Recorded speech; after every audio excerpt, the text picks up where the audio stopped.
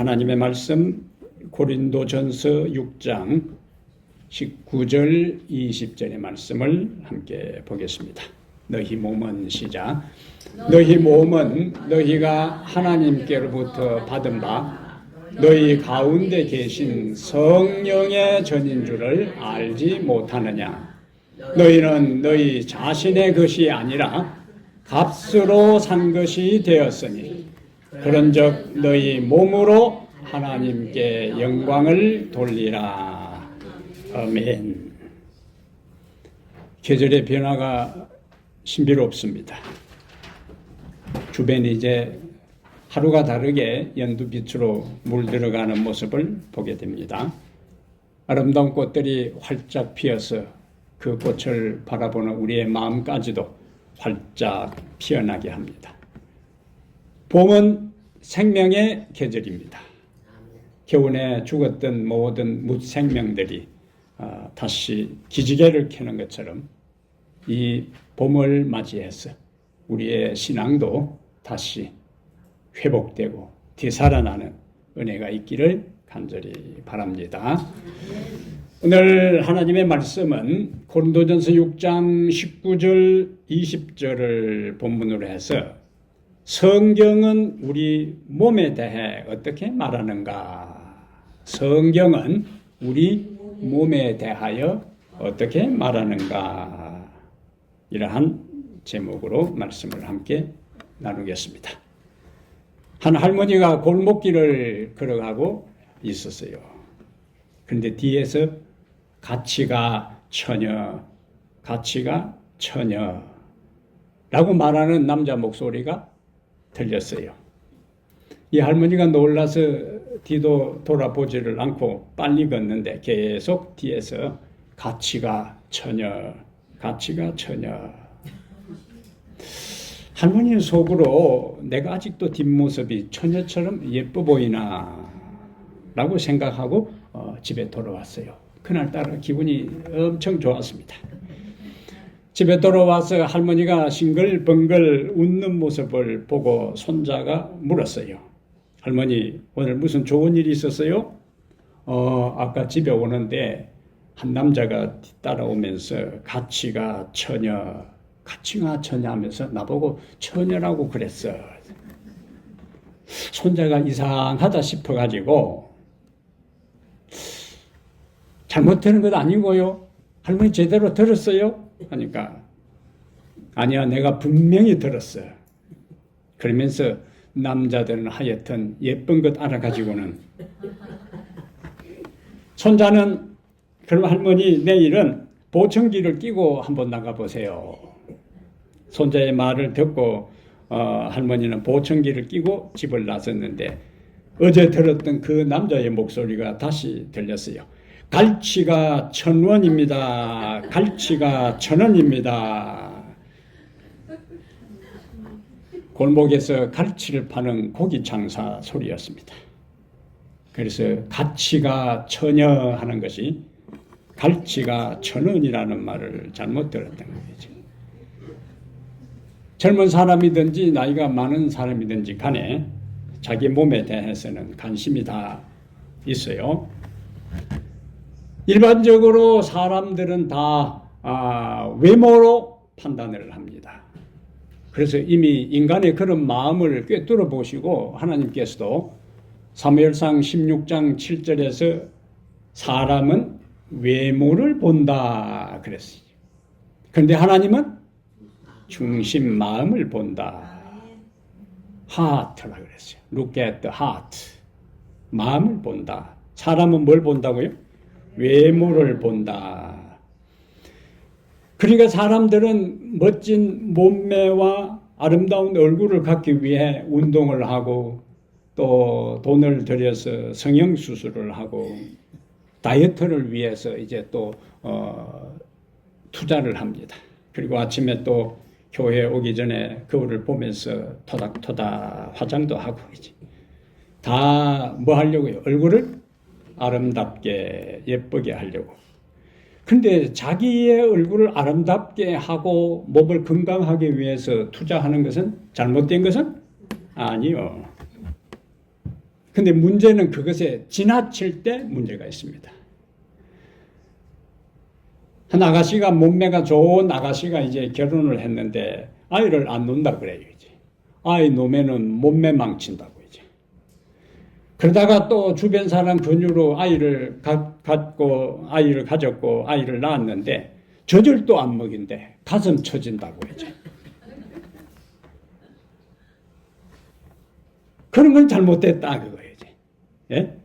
좋은 몸매를 가꾸고 팽팽한 가슴 갖는 것 자체보다 중요한 것은 아이에게 먹여서 건강한 아이로 키우는 게 중요한데 주제를 잘못 선택하면은 그런 문제가 생긴다 하는 이야기입니다. 그렇다면 오늘 제목이 뭐라고요?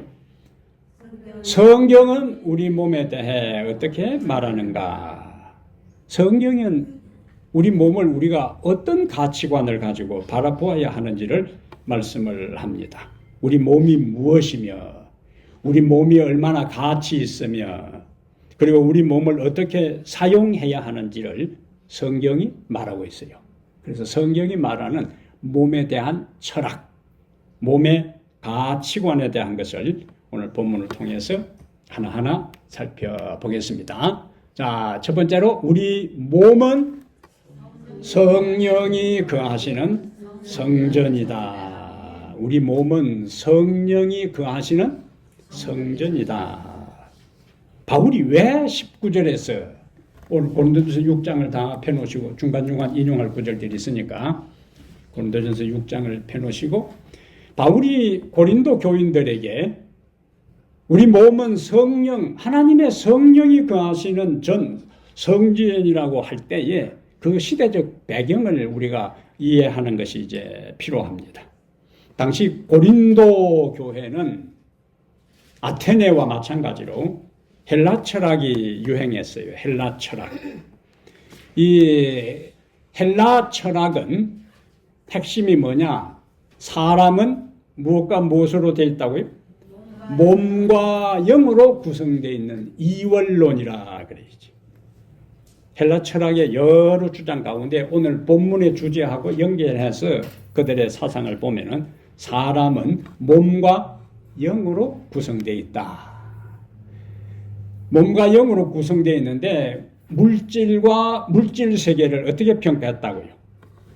부정하고 악하고 천하고 일시적이다.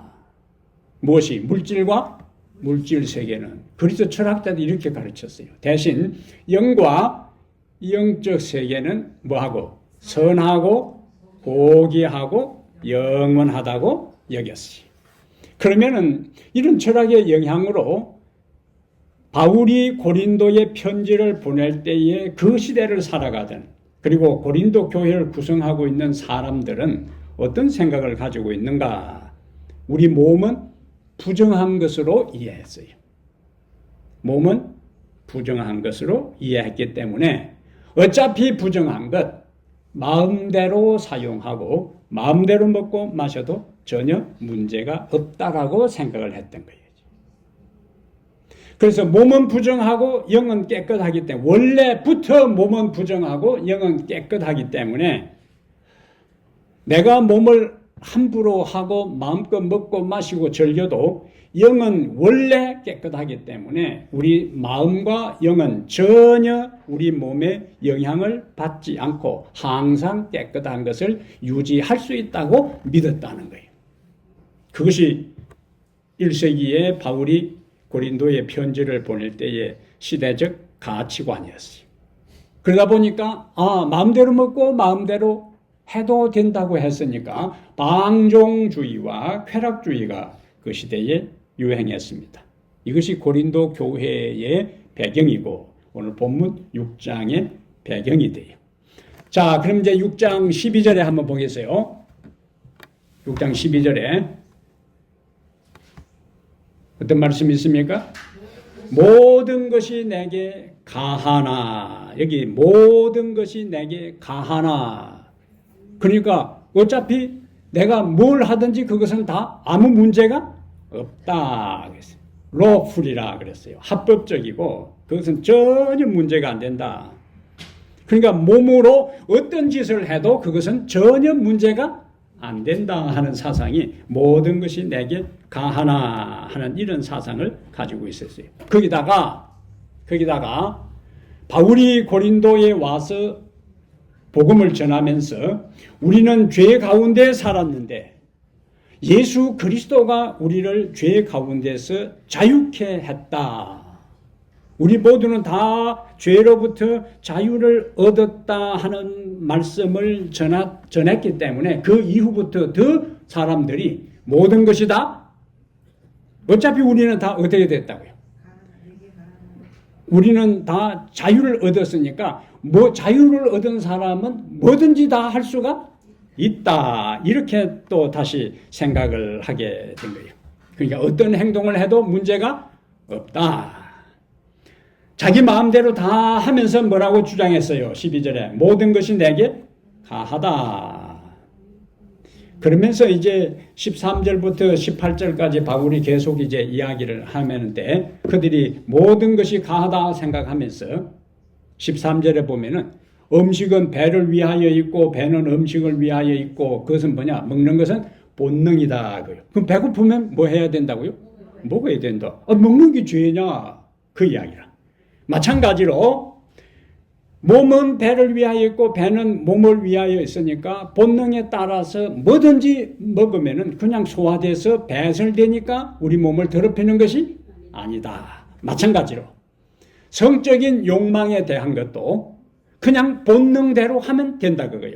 그러면서 하나님은 13절에 이것저것 다 피하시리라 그 말은 음식을 먹으면 소화돼서 배설되고 우리 몸이 원하는 대로 욕망을 따라 산다 할지라도 언젠가는 다 죽어서 끝나버리니까 내 영은 살아있고 더럽히지 않으니까 먹는 것에 신경 쓸 것 없고 우리의 행동에 따라 욕망을 따라 살아가도 문제가 없다 하는 것을 그 시대 사람들이 믿고 있었어요. 그런 사람들이 교회로 들어왔습니다. 그런 사람들이 교회로 들어와도 옛날 신앙을 하지 않을 때에 가졌던 그 잘못된 철학과 가르침의 사상을 그대로 가지고 있었어요. 그 고린도에는 비너스 들어보셨죠? 비너스 신, 미의 신입니다. 욕망의 신이에요. 거기 이제 비너스 신을 또 아프로디테 신이라고 하는데 그 신전에는 여사제들이 1000명이 있어요. 그리고 축제일이 되면은 그 여사제들하고 환락의 잔치를 벌이는 것이 고린도 지역의 특징입니다. 그러한 시대에 13절에 바울은 뭐라고 이야기했는가? 13절 중간에 몸은 음란을 위하여 있지 않고 오직 주를 위하여 있으며 그러면 이제 그래서 이 이야기를 했구나 이해가 가지요? 예, 그 시대에 전혀 몸에 대해서 마음대로 해도 된다는 그 시대의 생각을 바울은 우리 몸은 주의 것이라 그러면서 뒤에 15절에 가서는 너희 몸이 그리스도의 지체다 그렇게 한 거예요. 그러면서 더 나아가 오늘 주제 우리 몸은 성령이 거하시는 하나님의 성전이다. 점점 더 강하게 우리 몸에 귀한 것과 소중한 것의 중요성을 강조를 한 것입니다.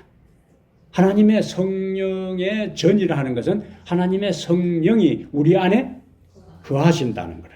자, 그럼 구약 시대에는 가시적으로 하나님의 하나님께서 어디에 계셨어요? 구약 시대에 가시적으로는 어디에 계시는 것으로 나타났어요? 성전에. 그래서 출애굽기 25장 8절에도 내가 그들 중에 할 성소를 그랬어요. 그러니까 성전은 하나님께서 거하는 장소요. 거기 성소 중에서도 지성소에 하나님께서 쇠키나 영광으로 임재하셨습니다. 그 쇠키나 영광이 너무나 강력하기 때문에 하나님의 성전에서 봉사하도록 임명받은 제사장마저도 특히 대제사장도 하나님의 계시 임재함이 있는 지성소에는 1년에 한 번밖에 못 들어갔습니다. 지 맘대로 들어가면 어떻게 되는가? 그 자리에서 적사합니다. 적사해요.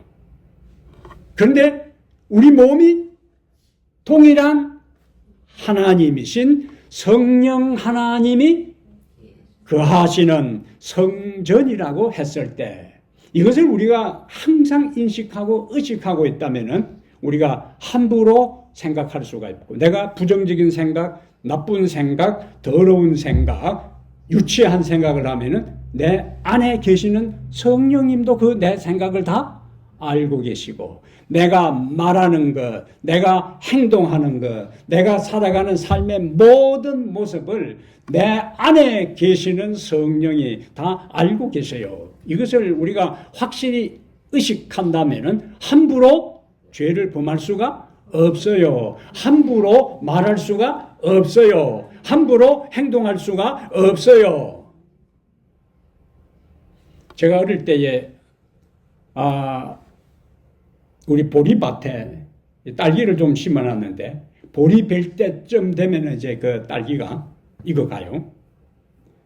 근데 제가 위에서 우리 형하고 딸기를 보리를 베고 있는데 그 동네 조그마한 아이가 자기 아버지 밑에 다른 데 밭에서 보리 베는데 왔다가 우리 밭에 딸기가 있는 걸 알고는 한번 쭉 왔다가 보니까 딸기가 빨갛게 익어가니까 보리를 위에서부터 배우니까 앉아서 뵈면 밑에는 보이질 않아요. 이 아이가 초등학교도 안 들어가는 아이가 주변을 딱 일단 뭐 하는 거예요? 둘러보고 그 다음에 살금살금 기와가지고는 그 딸기를 몇 개를 따가지고 들어올 때는 살금살금 들어올 때 빨리 들어올 아이들 없어요. 들어올 때는 살금살금 조심스럽게 사방을 둘러보고 몇 개를 따가지고 나갈 때는 천천히 나가는 아이 없어요. 재빨리 나가서 자기 아빠 이제 보리 베는 대로 쫓아가는 걸 봤어요. 근데 그 아이는 주변을 딱 둘러보는 순간에 사람이 안 보이니까 아무도 자기가 딸기밭에 들어간 것을 모른다고 생각했는데 사람이 저도 형하고 보리 베다가 그걸 봤어요. 우리는 주변을 아무리 둘러보아도 이미 우리 안에 누가 계세요? 성령 하나님이 계시기 때문에 주변 둘러볼 것도 없어. 내가 어떤 상황에 딱 처하면 뭘 생각해야 되는가? 내 안에 이미 하나님의 성령이 거하신다. 그걸 하면요. 함부로 생각하고 함부로 말하고 함부로 행동하고 함부로 살아갈 수가 없습니다. 그래서 우리 몸은 하나님의 성령의 전이라고 이것을 확실히 의식하고 살아가는 것은 굉장히 중요한 사상입니다. 굉장히 중요한 거예요. 우리의 삶의 질을 완전히 통째로 바꾸어 놓을 수 있는 사상이 뭐냐? 우리 몸은 성령이 거하시는 하나님의 성전이다. 그래서 하나님의 성전이기 때문에 굴뚝, 우리 몸을 갖다가 담배를 피우면서 굴뚝을 만들어서는 안 돼요. 예? 우리 몸은 하나님의 성령이기 때문에 하나님의 성령께서 거하시는 우리 몸을 부정하게 만드는 음식들을, 해롭게 만드는 음식들을 먹지 말아야 합니다. 그리고 몸을 최선을 다해서 관리를 잘 해야 돼요. 왜? 하나님의 성령이 거하시는 성전이기 때문에 오래 살라고 건강을 관리하는 게 아니에요. 하나님의 성령의 전이라고 생각하고 관리 잘 하면은 건강하게 또 장수하는 축복도 주셔요. 목적을 명확하게 하는 것이 중요합니다. 다니엘은 바벨론의 포로로 잡혀가서 왕궁에서 왕의 식탁에 올라가는 그 음식도 다니엘이 뜻을 정하여 왕의 식탁에 올라가는 그 음식을 먹음으로 인해서 자기 몸이 더럽혀지는 것을 거절했다고 했어요. 하나님께서 그러한 다니엘에게 다니엘 국립대학에 입학한 당시 각 나라에서 잡아온 포로들 가운데 가장 똑똑한 젊은이들 중에서 졸업할 때 수석 졸업을 하고 바로 왕에 의해서 왕의 참모로 발탁되는 은혜를 주셨어요. 자신의 몸을 하나님께 구별하여 드렸을 때 하나님은 그러한 다니엘에게 축복 주신 것을 볼 수가 있습니다. 건강 관리를 잘 하는 것 중요합니다. 정신 관리를 잘 하는 것 중요합니다. 우리의 보는 것, 듣는 것, 말하는 것 하나님이 다 성령을 통해서 보고 계시기 때문에 주변 둘러보지 말고 항상 뭘 의식해요? 내 안에 하나님의 성령이 언제나 계신다는 것을 의식하며 살아가게 되기를 바랍니다. 자, 그림을 이제 몇 개 보겠어요. 여기 그림을 보면 이거 그림 가격이 2,000억이라 그래요. 피카소가 그린 그림입니다. 이건 아이들이 그냥 막 찌진캐려 놓은 항칠해 놓은 것 같은데 잔 폴록이라는 사람이 있어요. 이것도 경매가가 2,000억 원이라 그래야지. 하는 거예요. 자, 이거는 우리가 잘 아는 모나리자요. 레오나르도 다빈치가 그린 모나리자인데 루브르 박물관에 구경 가는 사람들이 이 모나리자 보기 위해서 가는 사람들이 제일 많다 그래야지. 제가 갔다 왔으면은 갔다 왔다 했겠는데 제일 많다 그래요 하는 걸 잘 알아들어야 돼. 이 모나리자 가격은 얼마냐? 40조라 그래요. 40조인데 프랑스 정부에서는 누가 다른 나라에서 40조를 준다 해도 안 판다고 하는 거죠. 그 말은 값을 매길 수가 없다. 그림 하나도. 이건 뭐 항칠해놓고 찌직킬 놓은 것 같고 여자를 고개를 잡아뜨려 놓고 이 양이 고개를 똑바로 해놔야지. 눈을 딱 뜨고 해야지. 이거는 조는 것도 아니고 자는 것도 아니고 저 그림 한 장에 2,000억이요. 2,000억. 우리가 시장에 가서 그림 가게 갤러리에 가서 살 때는 뒤에 산이 있고 앞에 시냇물이 흐르고 그 다음에 파란 이 초장에 양떼들이 놀고 그 다음에 시내에는 그 오리들이 헤엄을 치고 이런 그림을 그려놓은 게 우리 눈에는 훨씬 나아 보이잖아요. 예? 이제 보는 눈이 다르기는 이제 다르지만은 그러면 모나리자 하나에 4조라고 하는데 4조는 우리가 평생 100달러짜리를 세도 다 못 세고 여기서 뉴욕까지 길바닥에 깔고 깔아도 다 못 가는 게 4조요. 예? 40조. 잘 듣고 있다는 거예요, 여러분들. 이제. 예? 여러분들이 4조 하고도 가만히 있으면 제대로 안 듣고 있다는 거예요. 4조 하니까 40조. 아주 긍정적인 모습입니다. 그러면 우리 몸의 가치는 얼마일까? 여기 보니까 우리 몸은 뭐라고 했어요? 예수님의 핏값으로 산 주님의 소유이다. 주님의 소유이다. 여기 19절 마지막에 보면은 너희는 너희 자신의 것이 아니라 종종 우리는 우리 몸을 누구의 것으로 생각하고 살아왔는데요. 내 것이라고 생각해왔는데 가요 유행가 중에서도 내 인생은 나의 것이라는 노래가 있어요. 내 인생은 나의 것, 우리 인생은 우리의 것이 아니에요. 우리 몸은 너희는 너희 자신의 것이 아니라 왜 그런가? 값으로 산 것이 되었으니. 여기에 우리 몸의 가치에 대한 바울의 기막힌 논증이 나옵니다. 모나리자 그림 하나가 40조인데요. 40조면은 어떤 물건의 가치는 얼마만큼 많은 돈을 지불하느냐에 따라서 가치가 매겨집니다. 그런데 예수님께서 우리를 구원하기 위해서 예수님이 그냥 돈을 지불한 것도 아니고 자신의 생명을 우리를 살리기 위해서 지불했으니까 우리의 가치는 40조가 아니라 값을 헤아릴 수도 없는 존재, 가치임을 확신하고 오늘 돌아가게 되기를 바랍니다. 오늘 이거 하나만 제대로 깨닫고 돌아가도 교회에 나온 보람이 있습니다. 그런데 종종 우리는 외모 때문에 스트레스를 많이 받아요. 왜 그런가? 사람이 정한 기준 때문에 그래요. 외모 스트레스가 많습니다. 다른 사람과 뭐 하기 때문인가?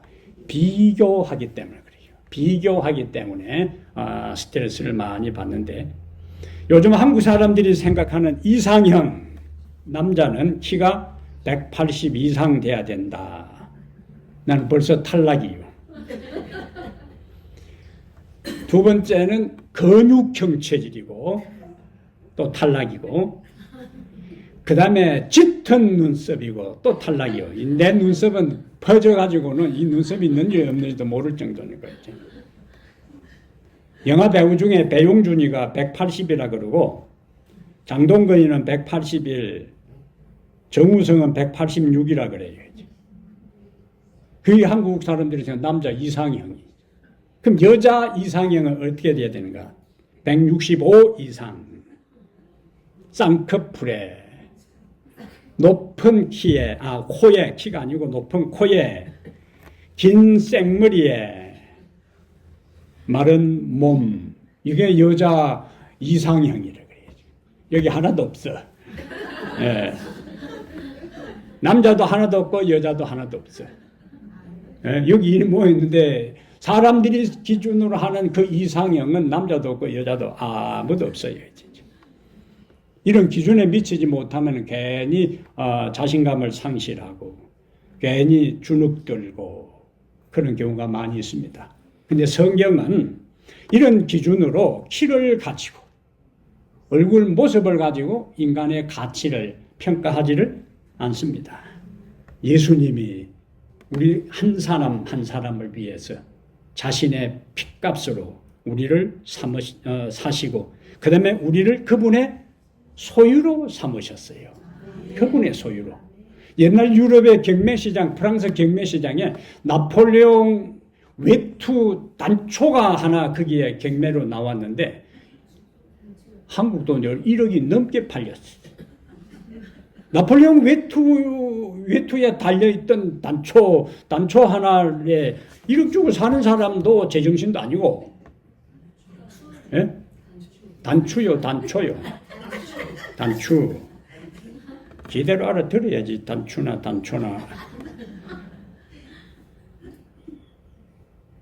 누구의 소유인가? 내 단추는 내놔도 아무도 안 사가지만은 나폴레옹 단추라고 하니까 사람들이 이제 그걸 사가는 거예요. 그 누구의 소유냐? 누구의 소유냐? 동네 돌아가는 개는 잘못하면은 잡혀서 보신탕 집으로 끌려가지만은 정성집의 개는 돌아다니면은 그 개를 찾아다 정성집에 돌려주는 거지. 누구 집의 소유냐 하는 이야기예요. 근데 예수님은 우리를 자신의 피로 사시고 자신의 소유로 삼으시고, 그 다음에 우리를 하나님의 거룩한 성령이 거하는 성령의 전으로 우리를 삼으셨어요. 아멘. 우리의 가치는 비교할 수가 없는 거예요. 어떤 외적인 조건에 의한 가치와 상관없이 하나님의 소유로 무한한 가치가 우리에게 있습니다. 그래서 마태복음 16장 26절에 읽습니다. 사람이 만일 온 천하를 얻고도 제 목숨을 잃으면 무엇이 유익하리요? 사람이 무엇을 주고 그 목숨을 바꾸겠느냐? 아멘. 우리들 한 사람 한 사람의 가치가 천하보다 더 귀중하다는 거예요. 이거는 우리가 그냥 하는 말이면은 그 말도 안 되지만은 예수님이 하신 말씀은 무조건 진리요. 예수님이 하신 말씀은 무조건 옳습니다. 예수님이 하신 말씀은 언제나 정당한 거예요. 예수님이 그렇다면 그런 거예요. 예? 왜 그러니 따질 수가 없어요. 미술 조각품이나 또 그림이나 모든 것에 대해서, 또 소설이나 시나 산문에 대해서 거기 자격을 가진 심사위원들이 모여서 심사를 합니다. 그 심사위원들이 특상이라 하면은 그냥 그것은 특상이 되는 거예요. 예? 전문가들이 특상이라면 또 왜 그게 특상인가? 피카소 그림 2천억, 100원 주고도 100달러 주고도 우리는 안 사겠지만은 2천억 주고 사는 것은 세계 최고의 그림 전문가들이 이것은 피카소 그림으로서 가치가 있다고 말하니까 전문가들이 진짜라고 감정가를 매기니까 그렇게 되는 거예요. 그러면은 절대적인 기준을 가진 예수님께서 인간의 가치가 천하보다 귀중하다면은 우리는 무조건 뭐 해야 되는가? 아멘하고 받아들여야 되는 거예요. 아멘하고. 네? 누가 뭐라든 상관없어. 누가 뭐라든 상관없어. 예수님이 그렇게 말씀하셨다면 끝나는 거예요. 누가 그러대? 예수님이 그러셨다. 끝이요. 예수님이 그랬다면 끝이라. 아무도 더 이상 따질 수 없어요. 전문가가 진품이다 하면은 그냥 진품으로 인정되는 것처럼 우리는 천하보다 귀중한 존재다. 예수님이 말씀하셨으면 우리는 아멘.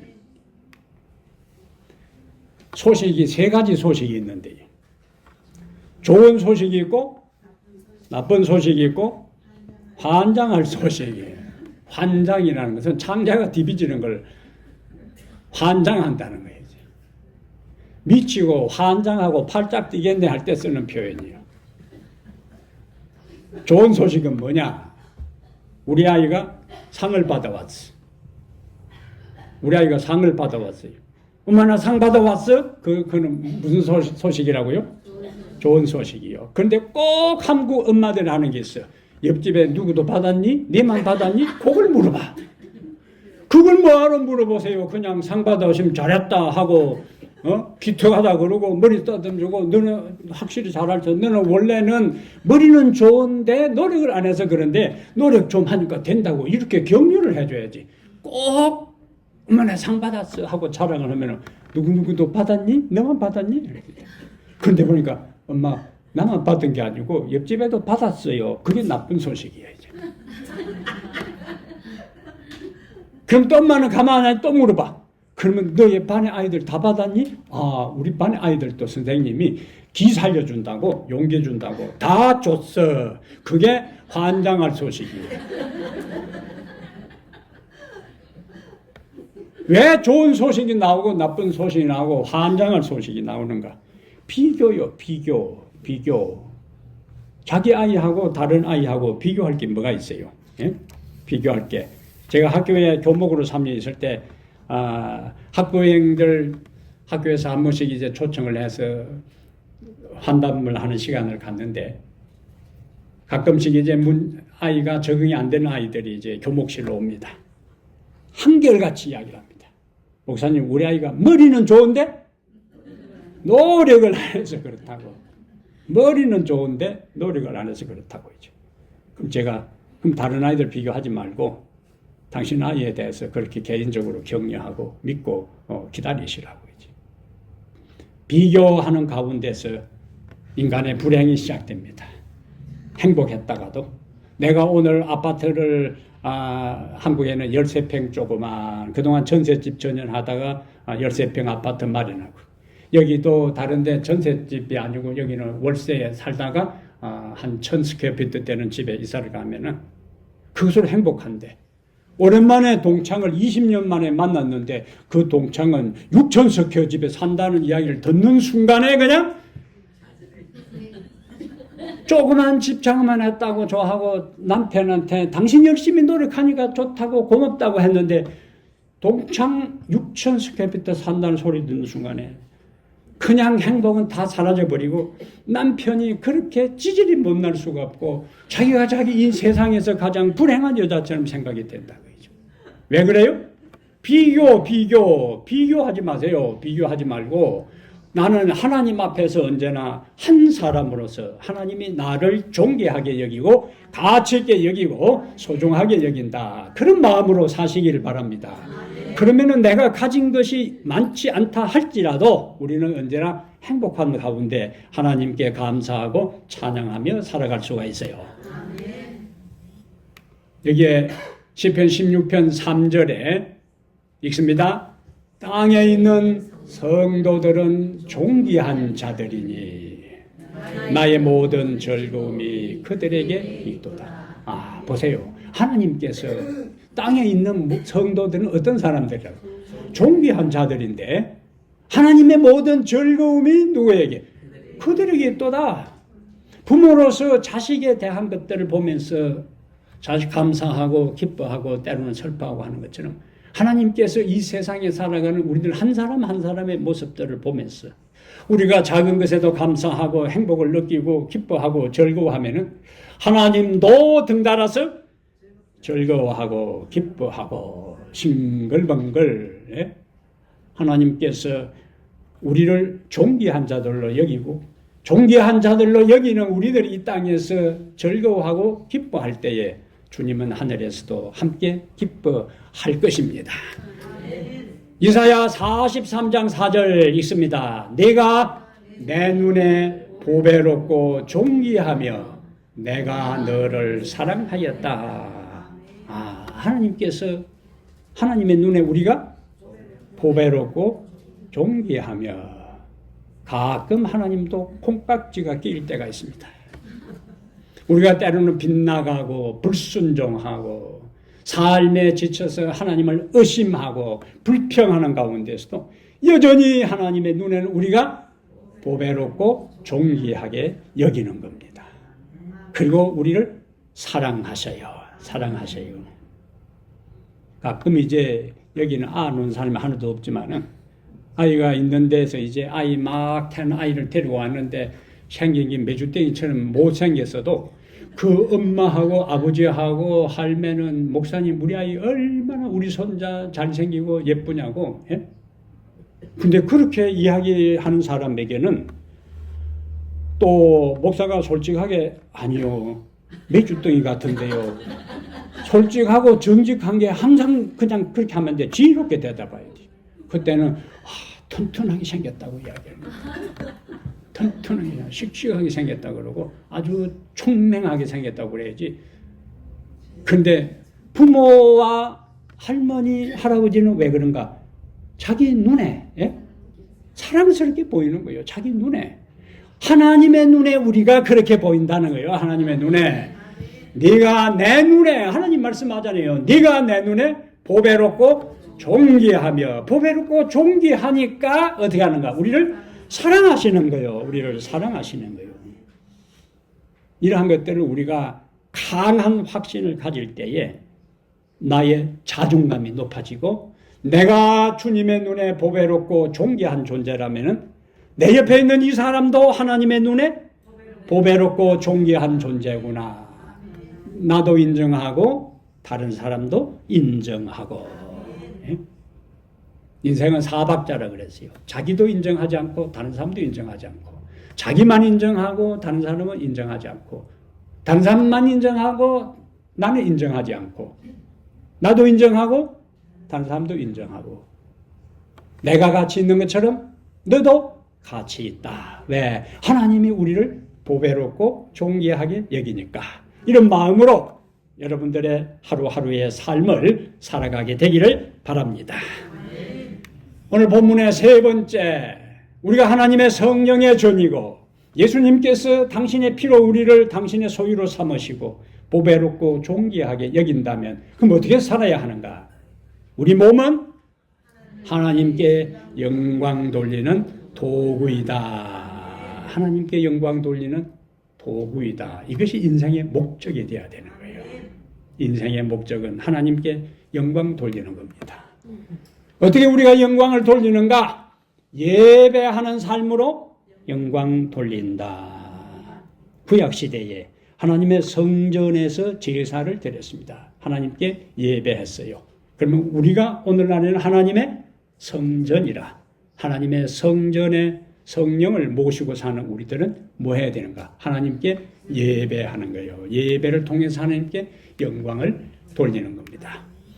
오늘 우리 기억절입니다. 그러므로 형제들아, 내가 하나님의 모든 자비하심으로 너희를 권하노니 너희 몸을 하나님이 기뻐하시는 거룩한 산 제물로 드리라.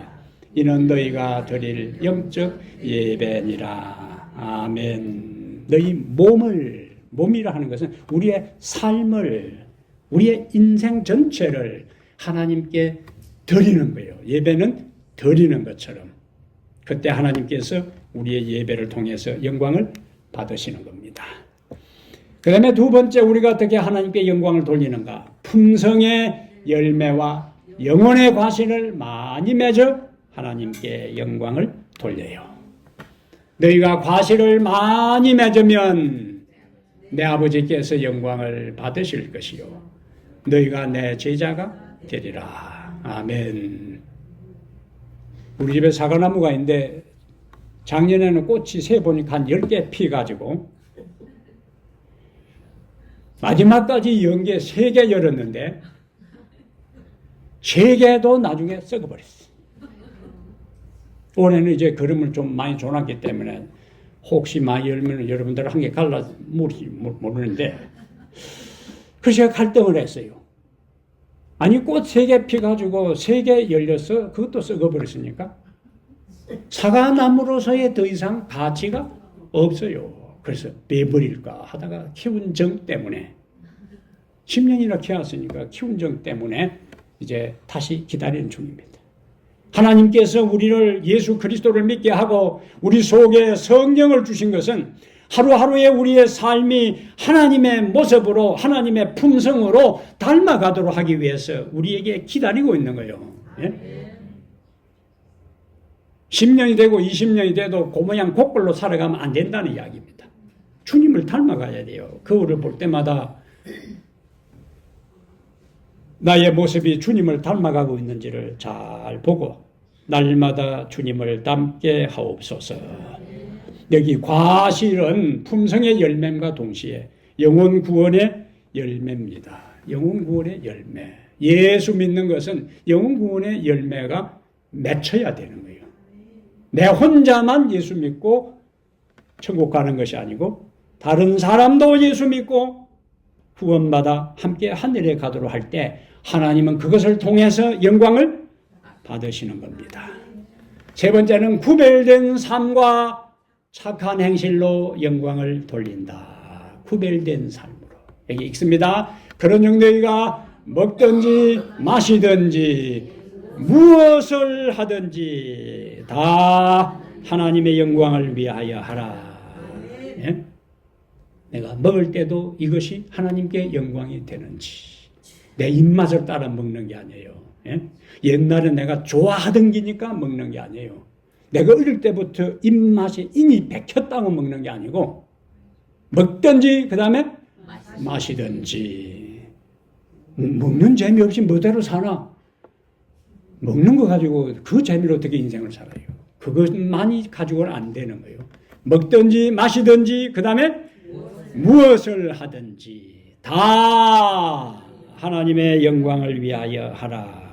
우리 그렇게 하면 우리가 함부로 살 수가 없어요. 내가 보는 것도, 내가 듣는 것도, 내가 말하는 것도, 내가 생각하는 것도, 내가 가는 것도 모든 것이 하나님의 영광이 되는지를 생각하고 살아가라고요. 그것이 그리스도인으로서의 구별된 삶입니다. 구별된 삶. 예수를 닮아갈 때 우리의 착한 행실을 보고 하늘에 계신 내 아버지께 영광을 돌릴 수가 있습니다. 그러므로 사랑하는 여러분, 예수님께서 우리를 그의 피로 사서 하나님의 성령이 거하시는 성전으로 우리를 삼으셨어요. 우리는 우리의 것이 아니라 하나님의 것, 예수 그리스도의 것입니다. 그리스도의 소유가 되었기 때문에 우리는 무한한 값을 가진 가치 있는 존재예요. 내가 소중하고 귀중한 것만큼 다른 사람도 귀중하게 여기고 존중하고 존귀하게 여기며 살아가게 되기를 바랍니다. 그리고 먹든지 마시든지 무엇을 하든지 다 주의 영광을 위하여 하루하루 살아가 주께 영광을 돌리고 우리의 마음에는 다함없는 기쁨과 감사가 흘러넘치는 매일매일의 성도의 삶이 되기를 주의 이름으로 축복합니다. 하늘에 계신 우리 하나님 아버지 참으로 감사합니다. 우리를 어두운 세상에서 불러내서 그리스도의 거룩한 보혈로 정결케 하시고 우리 주님의 소유로 삼아주시니 감사합니다. 우리 스스로 볼 때는 무가치하고 아무 하나님 앞에 자랑할 것이 없는 존재입니다. 그럼에도 불구하고 주께서 우리를 존귀하게 여기고 우리로 인해서 기뻐하신다는 말씀, 우리의 가슴에 간직하며 살아가게 해 주시옵소서. 내가 소중하고 존귀하고 가치 있는 것처럼 내 주변의 사람들도 하나님의 눈에 똑같이 가치 있는 존재임을 저희들이 인정하고 살아가기를 원합니다. 성령 하나님 언제나 우리 안에 계심을 감사합니다. 하루하루 살아가는 날 동안 우리가 보는 것 주의 성령과 함께 보게 하시고 말하고 생각하고 듣고 행동하고 살아가게 해 주시옵소서. 그리하여 온전한 예배를 드리며 주님께 영광을 돌리고 풍성의 열매를 맺어 주님께 영광을 돌리고 영혼을 구원하여 주님께 영광을 돌리고 구별된 삶을 통하여 주님께 영광 돌리는 성도가 되게 하여 주시옵소서. 인생의 숱한 염려와 고뇌와 문제를 가지고 나왔습니다. 정신적으로 지친 영혼들에게 힘을 주시옵소서. 육체적으로 연약하고 병든 영혼들에게 회복의 은혜를 주시옵소서.